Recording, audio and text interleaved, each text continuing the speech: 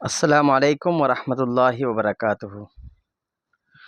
باب العلم انواریہ educational society اور مولانا سید عبد الواسع حسینی بخاری چشتی المعروف Aman Ullah Noorani, director of Jamia Anwaria Hyderabad India کے زیر اہتمام علامہ غلام رسول سعیدی رحمۃ اللہ تعالیٰ علیہ کی مشہور و معروف تصنیف صحیح بخاری کی عمدہ شرح نعمت الباری کی آڈیو ریکارڈنگ کا سلسلہ جاری ہے۔ آج ہم انشاءاللہ تعالی حدیث نمبر 1486 سے حدیث نمبر 1486 سے آگے سنیں گے۔ اللہ تبارک و تعالیٰ سے دعا ہے کہ ہم تمام لوگوں کو سننے اور سنانے والوں کو اس پر عمل کرنے کی توفیق عطا فرمائے۔ حدیث نمبر 1486۔ حدثنا حجاج قال حدثنا شعبہ قال اخبرني عبد الله بن دینار قال سمعت ابن عمر رضی اللہ تعالی عنہما نهى النبي صلی اللہ تعالی علیہ وسلم عن بیع الثمرة حتى يبدو صلاحها وكان اذا سئل عن صلاحها قال حتى تذهب عاهته۔ امام بخاری روایت کرتے ہیں، ہمیں حجاج نے حدیث بیان کی، انہوں نے کہا ہمیں شعبہ نے حدیث بیان کی، انہوں نے کہا مجھے عبداللہ ابن دینار نے خبر دی، انہوں نے کہا میں نے حضرت ابن عمر سے یہ سنا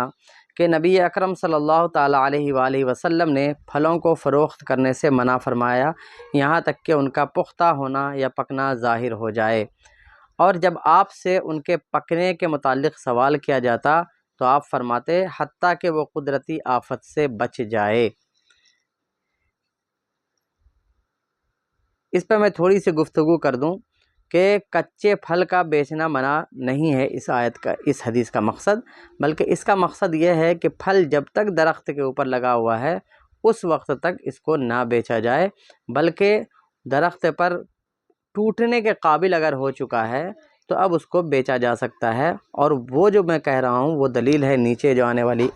بات ہے حتیٰ کہ وہ قدرتی آفت سے بچ جائے، یعنی جو آندھی طوفان بارش وغیرہ سے جو نقصان ہو سکتا ہے وہ اس سے بچ جائے، اور یہ اسی وقت ہوگا جب کہ مکمل طور پر وہ پھل تیار ہو چکا ہو۔ اس حدیث کے رجال کا پہلے تذکرہ کیا جا چکا ہے۔ اس حدیث کی عنوان کے ساتھ مطابقت اس جملے میں ہے کہ نبی اکرم صلی اللہ تعالیٰ علیہ وآلہ وسلم نے پھلوں کو فروخت کرنے سے منع کیا یہاں تک کہ ان کا پکنا ظاہر ہو جائے، یعنی پھلوں کے پکنے کے بعد ان کو فروخت کرنا جائز ہے، اور اسی جملے سے امام بخاری نے امام شافعی کا رد کیا ہے۔ اس حدیث کی شرح وہی ہے جو ہم نے عنوان کی شرح میں علامہ ابن بطال کے حوالے سے ذکر کی ہے۔ علامہ عینی نے اسی شرح کو علامہ ابن بطال کا نام لیے بغیر ذکر کیا ہے۔ امام بخاری کی روایت میں حافظ ابن حجر کا بے جا قید کا اضافہ کرنا۔ حافظ شہاب الدین احمد ابن علی ابن حجر عسقلانی، جن کا انتقال 852 ہجری میں ہوا، لکھتے ہیں اس حدیث کی عنوان سے یہ معلوم ہوتا ہے کہ مصنف یعنی امام بخاری کے نزدیک پھلوں کے پکنے کے بعد ان کو فروخت کرنا جائز ہے، خواہ اس میں درختوں پر لگے ہوئے پھلوں کی مقدار کا اندازہ کر کے ان میں عشر کو واجب کر دیا گیا ہو، اور یہ فقہا کے دو قولوں میں سے ایک قول ہے۔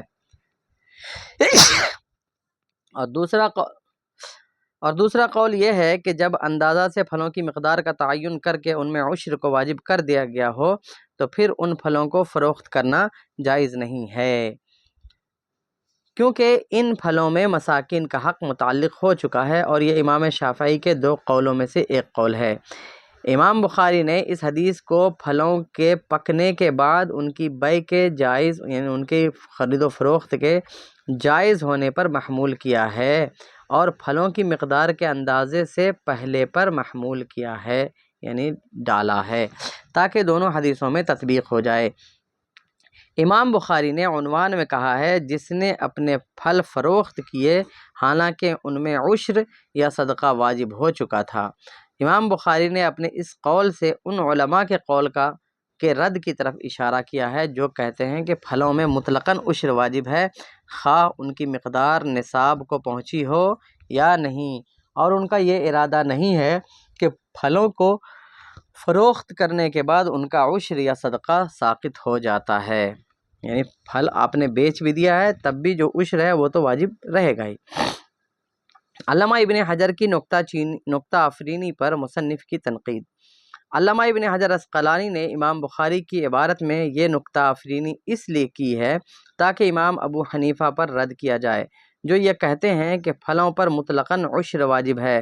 خواہ ان کی مقدار چاہے ان کی مقدار 5 وسق ہو یا نہ ہو۔ اور ہم نے پیچھے ہی ابھی پچھلی 2-3 نشست پیچھے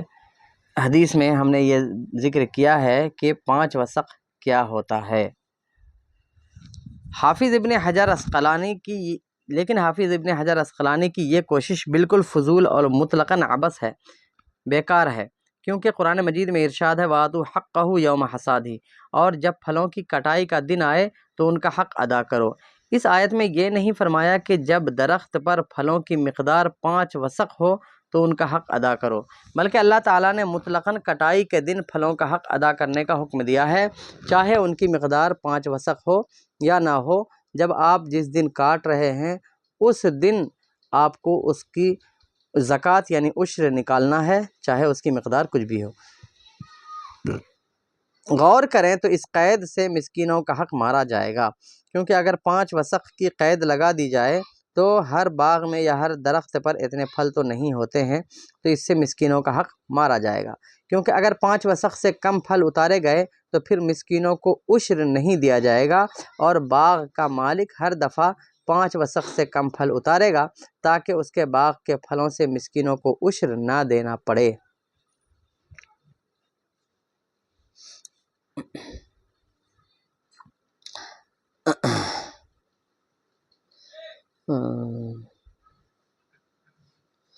اور امام اعظم ابو حنیفہ کے مذہب کے مطابق وہ جب بھی اپنے درختوں سے پھل اتارے گا تو اسے ہر دفعہ اور ہر صورت میں عشر دینا پڑے گا، خواہ پھلوں کی مقدار 5 وسق سے کم ہو یا زیادہ ہو۔ جتنا بھی پھل اتارے گا اس میں 10واں حصہ اس کو نکالنا ہوگا۔ امام بخاری نے یہ کہا ہے کہ جس شخص نے اپنے درخت سے پھل فروخت کیے جن میں صدقہ یا عشر واجب ہو چکا تھا، تو حافظ ابن حجر نے اس عبارت کو اپنے مذہب کے مطابق ڈھالنے کے لیے اس میں یہ پیوند لگایا کہ ان پھلوں کی مقدار نصاب کو پہنچ چکی ہو،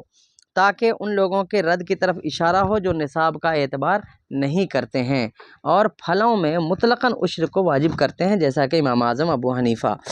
اور حافظ ابن حجر کی یہ کوشش اس لیے بیکار ہے کہ نہ قرآن مجید میں 5 وسق کی قید ہے، نہ اس حدیث میں ہے، اور نہ امام بخاری کی اس عبارت میں ہے۔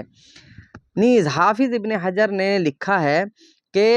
ظاہر قرآن کا تقاضا یہ ہے کہ کٹائی کے دن عشر کا ادا کرنا واجب ہے، اور چونکہ ان کے نزدیک عشر کا ادا کرنا اس وقت واجب ہوتا ہے جب پھلوں کی مقدار 5 وسق یعنی 300 کلو گرام یعنی 3 کنٹل ہو، اس لیے امام بخاری کی عبارت میں حافظ ابن حجر یہ پیوند کاری کرتے ہیں۔ ظاہر ہے امام بخاری نے اس مقدمے کی تصحیح کے لیے پھل پکنے کے وقت اندازہ لگانے کا اعتبار کیا ہے، یعنی ظاہر ہے کہ امام بخاری نے اپنی اس بات کو صحیح کرنے کے لیے پھل پکنے کے وقت کا اندازہ لگانے کا اعتبار کیا ہے تاکہ مساکین کا حق متعلق ہو سکے، مساکین کو ان کا حق مل سکے، اور اندازہ لگانے کے مقدمے کو اس عبارت میں لپیٹ دیا ہے۔ یعنی جب کوئی شخص یہ اندازہ لگائے گا کہ اس درخت کے پھل نصاب کی حد یعنی 5 وسق کو پہنچ گئے ہیں، تب اس درخت کے پھلوں میں عشر واجب ہوگا۔ حافظ ابن حجر کا مطلب یہ ہے کہ اگرچہ 5 وسق کا اندازہ لگانے کا ذکر امام بخاری کی عبارت میں صراحتاً یعنی صاف صاف نہیں ہے، لیکن چونکہ امام بخاری نے مطلقاً یہ کہا ہے کہ جس نے اپنے درخت کے پھل فروخت کیے حالانکہ ان میں عشر یا صدقہ واجب ہو چکا تھا، یہ جملہ کہا ہے، اور حافظ ابن حجر کے نزدیک مطلقاً پھلوں پر عشر واجب تو ہوتا نہیں ہے جب تک کہ کوئی شخص ان پھلوں کو دیکھ کر یہ اندازہ نہ لگا لے کہ ان پھلوں کی مقدار نصاب یعنی 5 وسق یعنی 300 کلو یعنی 3 کنٹل کو پہنچ گئی ہے۔ اس لیے وہ کہتے ہیں کہ امام بخاری کی عبارت کو صحیح کرنے کے لیے ان کی عبارت میں یہ قید لگانی پڑے گی اور ان کی عبارت میں یہ جملہ محذوف ماننا پڑے گا، یعنی حذف کیا ہوا، ختم کیا ہوا ماننا پڑے گا، یعنی نصاب کی قید کو۔ میں کہتا ہوں کہ امام بخاری کی یہ عبارت امام اعظم ابو حنیفہ کے مذہب کے مطابق بالکل صحیح ہے، اور قرآن مجید اور احادیث صحیحہ کا اطلاق اس کا مؤید ہے۔ اس جملے کا مطلب یہ ہوا کہ امام بخاری کی جو عبارت ہے وہ امام اعظم کے مذہب کے مطابق بالکل صحیح ہے، اور امام بخاری اور امام اعظم کی تائید میں اور تائید میں قرآن مجید بھی ہے اور احادیث صحیحہ بھی ہے، جہاں مطلقاً یہ کہا گیا، کوئی قید نہیں ہے 5 وسق کی، مطلقاً قرآن کریم میں کہا گیا وَآتُوا حَقَّهُ یوم حصادہ، کہ کاٹنے کے دن مسکین کو اس کا حق دو، اور حدیث میں بھی صرف عشر دینے کی بات کہی گئی ہے، اور کتنا پیدا ہو، کتنی پیداوار پر عشر ہے، اس بات کا ذکر نہیں ہوا ہے۔ اور مساکین کا فائدہ بھی اسی طرح ہوتا ہے کہ 5 وسق کی قید کے بغیر مطلقاً پھلوں پر عشر واجب کیا جائے، یعنی مان لیجئے کہ ایک کسی انسان کا باغ ہے جس میں صرف 4 ہی درخت ہیں، اور اس میں 300 کلو یعنی 3 کنٹل اس میں پھل نہیں نکلتا ہے، تو اس طور پر اس انسان کو عشر دینے کی ضرورت نہیں ہوگی امام شافعی کے مذہب کے مطابق، اس سے مسکین کا نقصان ہوگا، غریبوں کا نقصان ہوگا۔ لیکن امام اعظم ابو حنیفہ کے نزدیک ایک بھی درخت اگر ہے اور اس میں پھل نکلتا ہے اور 1 کنٹل ہی نکلتا ہے، 50 کلو ہی نکلتا ہے، تو بھی اس میں عشر ہے، اور جب عشر نکلے گا تو اس سے مسکین کا فائدہ ہوگا، یعنی مسکین کو دیا جائے گا۔ حافظ ابن حجر عسقلانی نے امام بخاری کی عبارت میں 5 وسق کا اندازہ لگانے کی اس قید کا جو اضافہ کیا ہے، وہ امام بخاری کو زبردستی اور سینہ زوری سے شافعی بنانے کی کوشش ہے، ورنہ اس قید اور اس اضافے کے بغیر امام بخاری کی عبارت بالکل صحیح ہے، یعنی جیسی ہے ویسے ہی مانا جائے، اور وہ مذہب حنفی کے بالکل مطابق ہے۔ ہم نے حافظ ابن حجر کے رد میں جو تقریر کی ہے وہ بہت غامض اور دقیق ہے، غالباً اسی وجہ سے علامہ عینی نے اس جگہ حافظ ابن حجر کے رد سے تعرض نہیں کیا، ورنہ وہ امام اعظم ابو حنیفہ کی حمایت اور حافظ ابن حجر پر تنقید کرنے کا کوئی موقع ہاتھ سے جانے نہیں دیتے، اور اس ناکارہ کی شرح میں یہ محض نعمت الباری ہے، یعنی اللہ تعالیٰ کی نعمت ہے کہ اس ذرہ ناچیز کو علم کے اتنے بڑے پہاڑ سے ٹکرانے کی صلاحیت بخشی ہے۔ سبحان اللہ وَلِلَّهِ الْحَمْدُ عَلَى ذَلِكَ۔ باب مذکور کی حدیث، یعنی جس بارے میں ہماری بحث چل رہی ہے، اس کی حدیث شرح صحیح مسلم جلد 4 صفحہ نمبر 180 پر بھی ہے، اس کی شرح کے یہ عنوان ہے۔ شرح مسلم میں اسی حدیث کے تحت جو علامہ سعیدی نے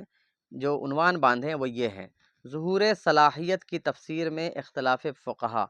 وہ جو کہا گیا ہے وَظَهَرَ صَلَاحُهَا، یعنی اس کا پکنا ظاہر ہو جائے، تو پکنا ظاہر ہونے کا کیا مطلب ہے، اس بارے میں فقہا کا جو اختلاف ہے وہ ظہور صلاحیت یعنی پکنے کا ظاہر ہونے سے پہلے پھلوں کی بیع میں مذاہب فقہا کیا ہیں، پھلوں کی خرید و فروخت میں ظہور صلاحیت سے پہلے پھلوں کی بیع میں فقہائے احناف کا کیا موقف ہے، اس کو بیان کیا ہے۔ ظہور صلاحیت سے پہلے پھلوں کی بیع کے جواز میں یعنی جائز ہونے میں فقہائے احناف کی دلیلیں کیا کیا ہیں۔ ظہور صلاحیت سے پہلے پھلوں کی بیع کے عدم جواز میں ائمہ ثلاثہ کی حدیث کا جواز کیا ہے۔ نمبر 6 باغات کے پھلوں کی مروجہ بیع کا شرعی حکم، اور نمبر 7 پھلوں کے ظہور سے پہلے بیع کا حل،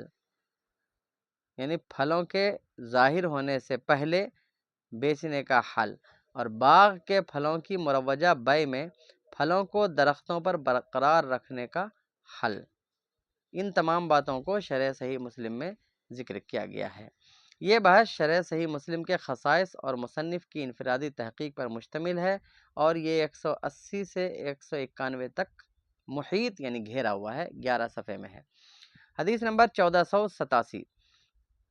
حدثنا عبد الله بن يوسف قال حدثني الليث قال حدثني الخالد بن يزيد عن عطاء بن ابي رباح عن جابر بن عبد الله رضي الله تعالى عنهما نهى النبي صلی اللہ تعالیٰ علیہ وسلم عن بیع الثمار حتى يبدو صلاحها۔ امام بخاری روایت کرتے ہیں ہمیں عبداللہ ابن یوسف نے حدیث بیان کی، انہوں نے کہا مجھے لیث نے حدیث بیان کی، انہوں نے کہا مجھے خالد ابن یزید نے حدیث بیان کی، وہ عطاء ابن رباح سے روایت کرتے ہیں، وہ جابر ابن عبداللہ سے انہوں نے بیان کیا کہ نبی اکرم صلی اللہ تعالیٰ علیہ وآلہ وسلم نے پھلوں کو فروخت کرنے سے منع فرمایا یہاں تک کہ ان کے پکنے کی صلاحیت ظاہر ہو جائے۔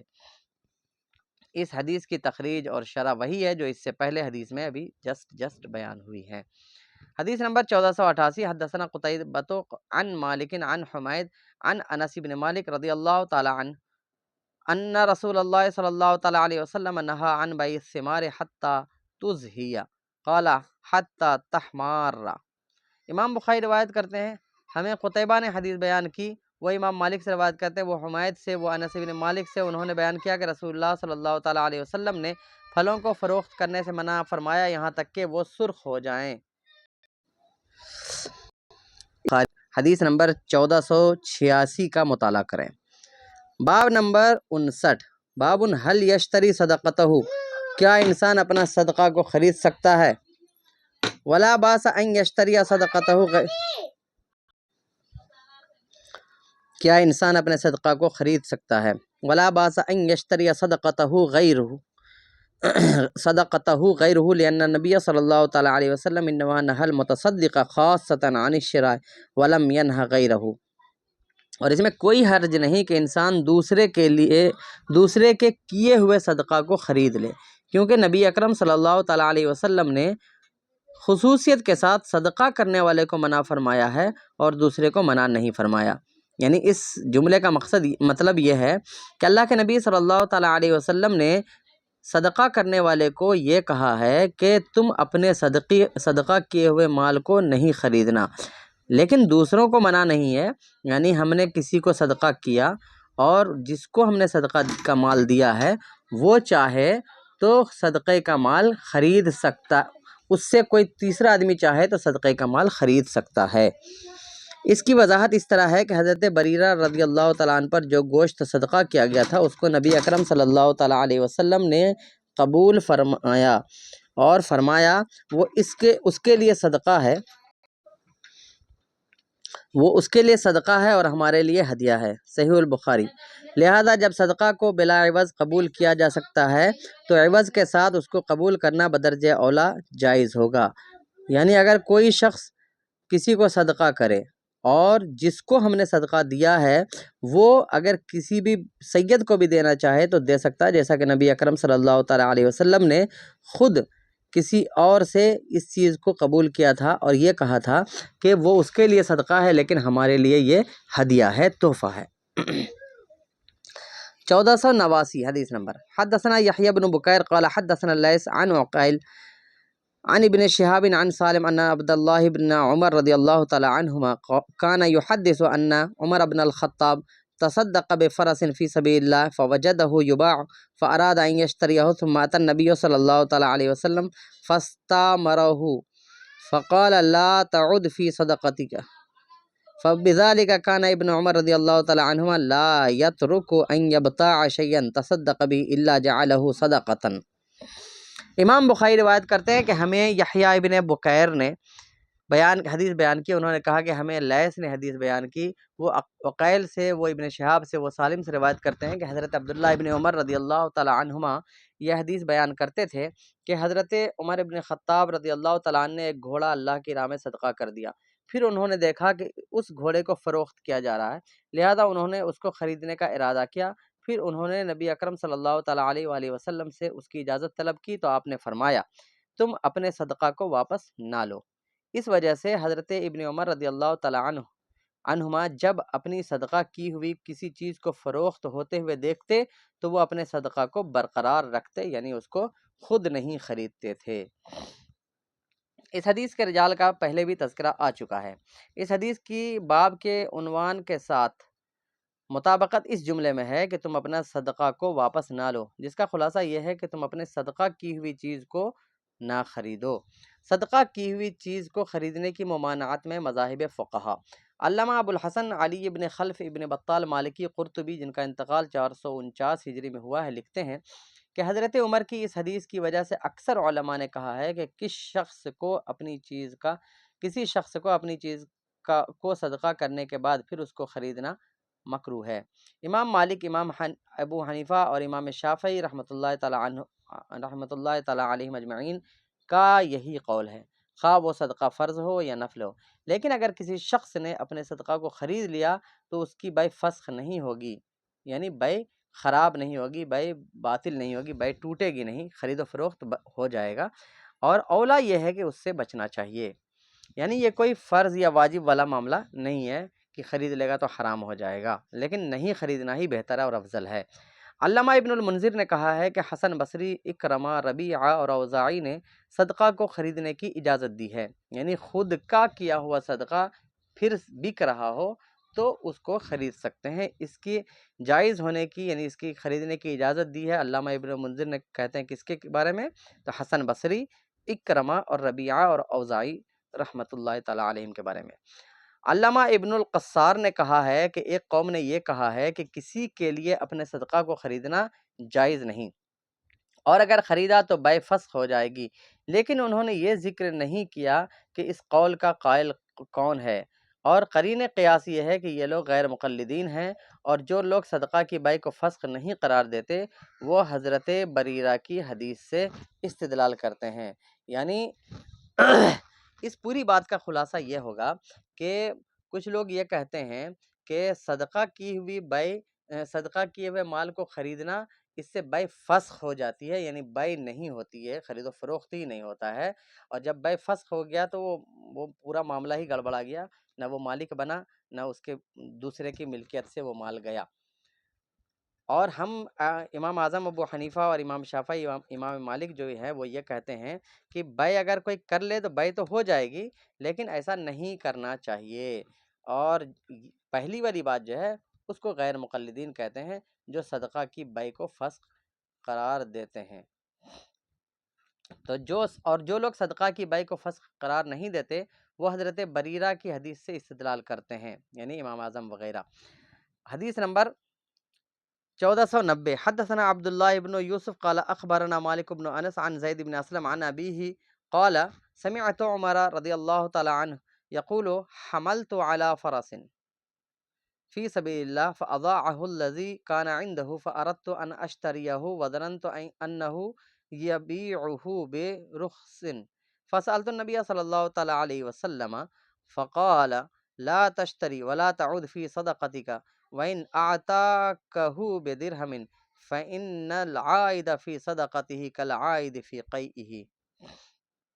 امام بخاری روایت کرتے ہیں کہ ہمیں عبداللہ ابن یوسف نے حدیث بیان کی، انہوں نے کہا ہمیں امام مالک ابن انس نے خبر دی، وہ زید سے روایت کرتے ہیں، اور وہ اسلم سے، وہ اپنے والد سے انہوں نے بیان کیا کہ میں نے حضرت عمر ابن خطاب رضی اللہ تعالیٰ عنہ کو یہ بیان کرتے ہوئے سنا ہے کہ میں نے ایک گھوڑے کو اللہ کی راہ میں دے دیا، سو جس شخص کے پاس وہ گھوڑا تھا اس نے اس کو ضائع کر دیا، تو میں نے اس کو خریدنے کا ارادہ کیا، اور میرا گمان تھا کہ وہ مجھے سستا بیچ دے گا، بس میں نے نبی اکرم صلی اللہ تعالیٰ علیہ وآلہ وسلم سے اس کے متعلق پوچھا، سوال کیا، تو آپ نے فرمایا تم اس کو مت خریدو، خواہ وہ تم کو 1 درہم میں ہی کیوں نہ دے دے، کیونکہ صدقہ میں رجوع کرنے والا یعنی صدقہ کو واپس اپنے پاس لینے والا اس طرح ہے جس طرح کوئی اپنی قے کو اپنے اندر لے لے، یعنی ایک آدمی قے کر دے پھر واپس اسی کو کھا لے،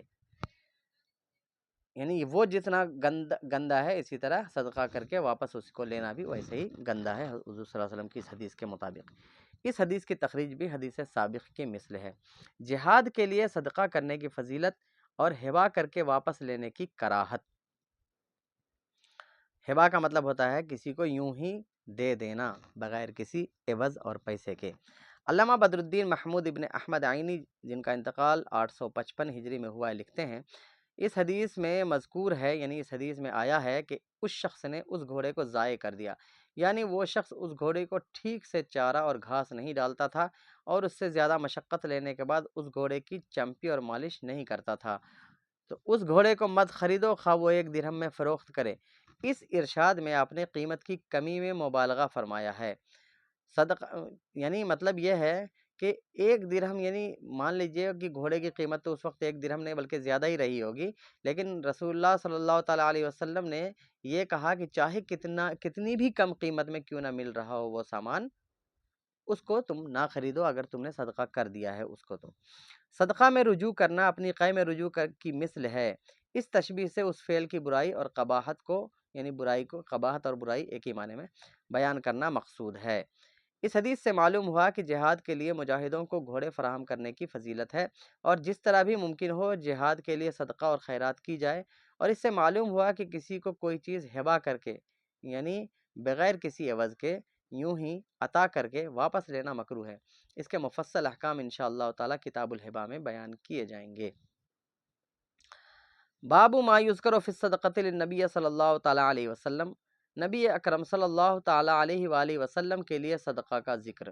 حدثنا آدم قال حدثنا شعبہ قال حدثنا محمد بن زیاد قال سمعت ابا ہریرہ رضی اللہ تعالی عنہ قال اخذ الحسن بن علی رضی اللہ تعالی عنہما تمرۃ من تمر الصدقہ فجعلها في فیہ فقال النبی صلی اللہ تعالی علیہ وسلم کخ کخ لیطرحها ثم قال اما شعرت انا لا ناکل الصدقہ۔ امام بخاری روایت کرتے ہیں ہمیں آدم نے حدیث بیان کی، انہوں نے کہا ہمیں شعبہ نے حدیث بیان کی، انہوں نے کہا ہمیں محمد ابن زیاد نے حدیث بیان کی، انہوں نے بیان کیا کہ میں نے حضرت ابو ہریرہ رضی اللہ تعالی عنہ سے سنا، انہوں نے بیان کیا ہے کہ حضرت حسن ابن علی نے صدقہ کی کھجوروں میں سے ایک کھجور لے لی اور اس کو اپنے منہ میں رکھ لیا، تو نبی اکرم صلی اللہ تعالی علیہ وآلہ وسلم نے فرمایا چھی چھی، جیسے ہم لوگ بولتے ہیں اپنی بھاشا میں چھی چھی کیا کر رہے ویسا، چھی چھی، تاکہ وہ اس کھجور کو پھینک دیں۔ پھر فرمایا کیا تم کو نہیں معلوم کہ ہم صدقہ کو نہیں کھاتے؟ ہر چند کے اس حدیث کی تخریج اور شرح صحیح البخاری حدیث نمبر 1485 میں گزر چکی ہے، لیکن یہاں ہم اس کے اہم اور نفیس مباحث کا ذکر کر رہے ہیں۔ نبی اکرم صلی اللہ تعالی علیہ وآلہ وسلم اور آپ کی آل پر کون سا صدقہ حرام ہے؟ آیا صرف فرض یا نفلی صدقہ بھی حرام ہے؟ آیا صرف فرض یا نفلی صدقہ بھی حرام ہے؟ یعنی صرف فرض صدقہ جو ہے یعنی زکوٰۃ جو ہے وہ حرام ہے، یا نفلی صدقہ بھی ان کو لینا جائز نہیں ہے؟ نبی اکرم صلی اللہ تعالی علیہ وآلہ وسلم کی آل پر جو صدقہ حرام ہے اس کے مصداق میں علماء کا اختلاف ہے، یعنی کون کون سا صدقہ نبی کی آل پر یہ حرام ہے، اس بات میں علماء کا اختلاف ہے۔ امام ابو جعفر احمد ابن محمد طحاوی جن کا انتقال 311 ہجری میں ہوا لکھتے ہیں حضرت ابن عباس رضی اللہ تعالیٰ عنہ بیان کرتے ہیں کہ مدینہ میں قافلہ آیا